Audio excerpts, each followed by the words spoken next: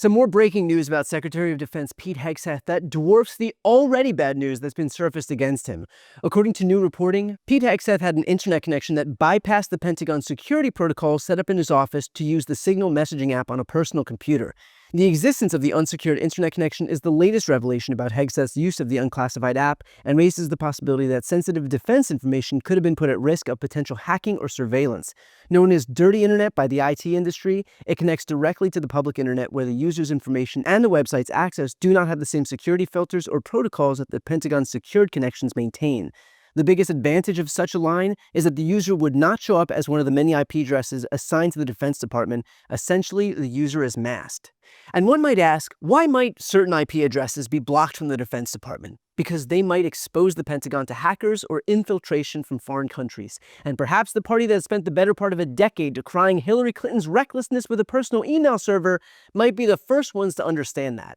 In fact, if Pete Hegseth really wants some guidance here, he might want to consult Pete Hegseth. Apparently, the standard operating procedure inside the Clinton Secretary of State office was to send emails that couldn't otherwise be printed to the maid to print them out of a secure area or from a secure area and then hand them off. Any security professional, military, government or otherwise, would be fired on the spot for this type of conduct and criminally prosecuted for being so reckless with this kind of information. The fact that she wouldn't be held accountable for this, I think, blows the mind of anyone who's held our nation's secrets dear, who's had a top secret clearance like I have and others, who know that even one hiccup causes a problem, let alone a standard procedure like this. So if anybody should know better, it's probably Pete Hegseth.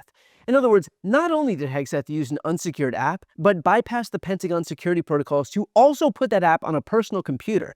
And this, of course, comes amid the revelation that he also had a second Signal chat that included his wife, his brother, and his personal lawyer. Because let's be honest, why wouldn't the Secretary of Defense want to run this thing by the entire Thanksgiving group chat? Am I right? I asked President Obama's National Security Advisor Susan Rice what would have happened if an analogous situation had occurred when Obama was in office. She didn't pull any punches. So we are right now watching the fallout from Signalgate 2.0, where we found out that there was a Signal chat that not only included the editor of The Atlantic, but a second Signal chat where Pete Hegseth had included such need-to-know folks like his wife, his brother, and his personal attorney. I have to ask first and foremost, what would have happened if something analogous had occurred during the Obama administration?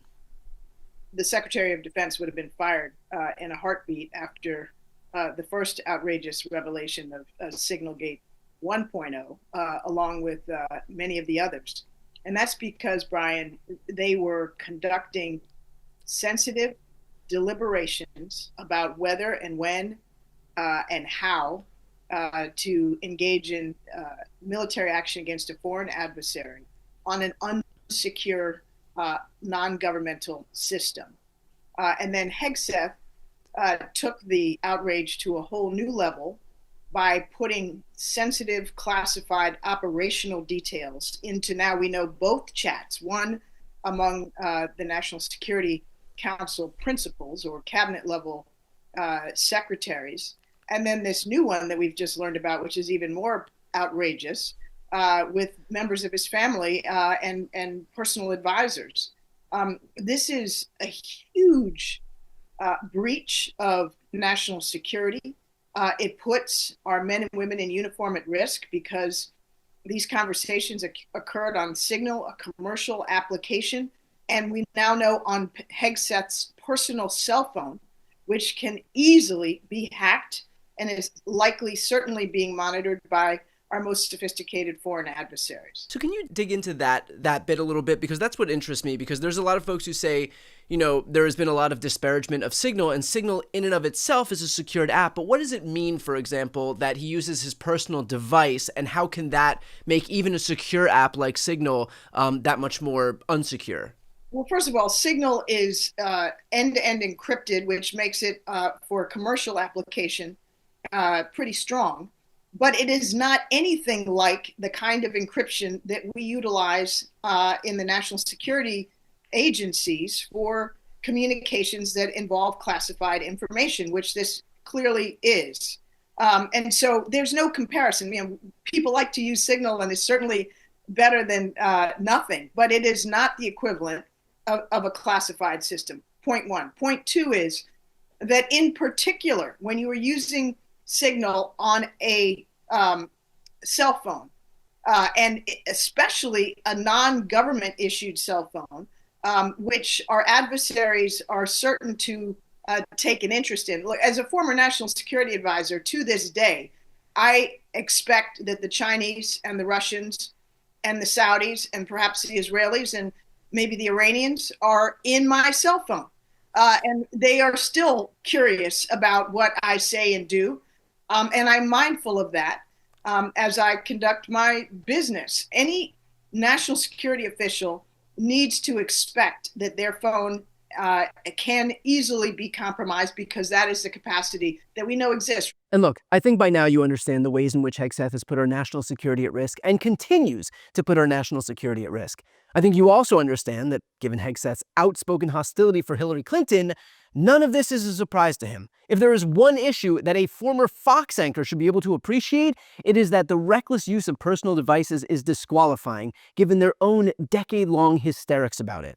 But the point worth digging into here is that it is doubtful at best that he'll be fired. Why? Because it was never about our safety or our national security. It was always about just filling the cabinet with groveling sycophants who would rubber stamp Trump's edicts. If it was ever about competence, Hegseth wouldn't have been there in the first place. In other words, it's not some revelation here that he's bad at his job, because it was never a qualification to begin with. Hegseth is there because he will say yes to Donald Trump, and so long as he continues to say yes to Donald Trump, chances are slim that he goes anywhere. This is not about our national security. It is about ensuring that Trump is surrounded by a groveling band of hangers-on so that they can stroke his ego and tell him he's great. The Trump administration isn't about you or me or Americans more broadly. The Trump administration is about Donald Trump.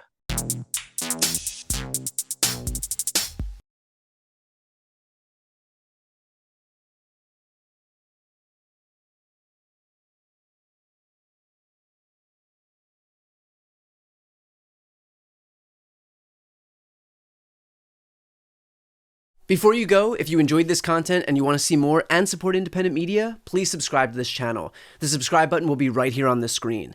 But second, the reality is that we are now in a political environment where this administration can lean on any of the social media platforms to suppress certain voices if they don't like critical coverage. That means my longevity here is in the hands of a few tech billionaires who are already making it clear that they are willing to cater to this administration. To that end, signing up for my newsletter is a way for me to reach you directly if that ever becomes necessary. I'll put the link right here on the screen as well, so please sign up. It's free, but there's also an option to do a paid subscription if you'd like to support me and my team.